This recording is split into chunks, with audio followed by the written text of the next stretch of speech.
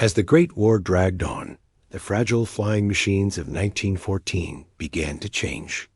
What started as flimsy scouts made of wood and canvas quickly evolved into faster, stronger, and more lethal hunters of the sky.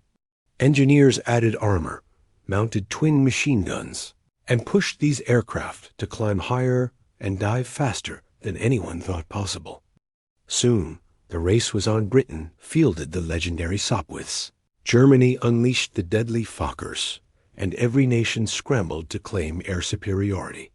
Above the trenches, pilots dueled in battles just as brutal as those fought on the ground, circling, diving, and firing in desperate struggles for survival.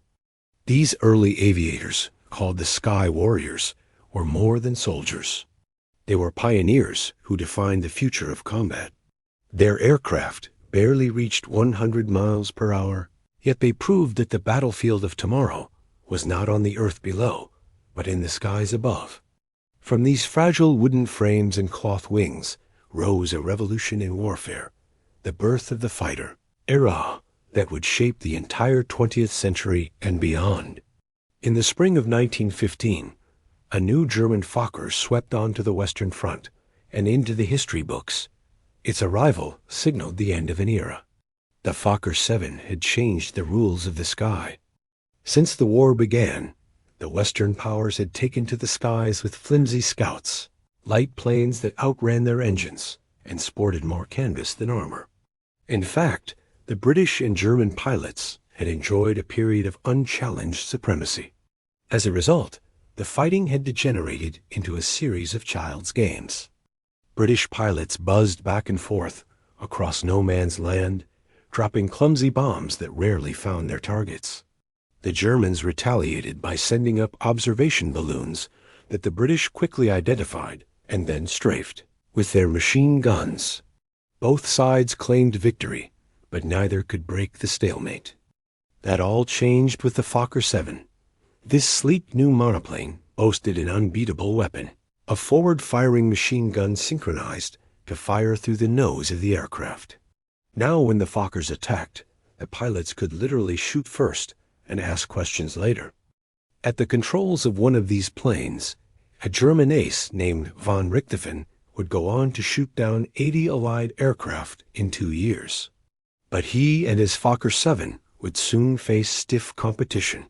The British responded to the Fokker threat with the Sopwith Camel, a sturdy biplane armed with 2 synchronized machine guns. This tough plane became the ace of the British aces, racking up 1,900 aerial victories. But the Camel's success was overshadowed by an even deadlier predator, the Sopwith Snipe. This single-seater was so fast that it quickly became the most feared aircraft on the Western Front. Piloted by this legendary Billy Bishop, the Snipe shot down over 40 enemy planes. Yet as the war dragged on, the battle for supremacy above the trenches became increasingly desperate. With each side developing heavier guns and stronger armor, aircraft needed bigger engines. Soon, the sky echoed with the drone of massive quad engines that drove planes to unimaginable speeds. By the end of the war, Britain had developed the fastest aircraft in history, the Sopwith 74. Powered by a 300-horsepower engine, this nimble fighter could reach speeds of 190 miles per hour. And it wasn't even the fastest plane in the British arsenal. Enter the Gotha G4, a twin-engine monster that set a world speed record of 232 miles per hour. But the war would end before either plane could take flight. Though the Great War ended before aviation really took off, the fighter era had begun. When the guns fell silent in 1918, over 30,000 aircraft and 2 million pilots were involved in the war.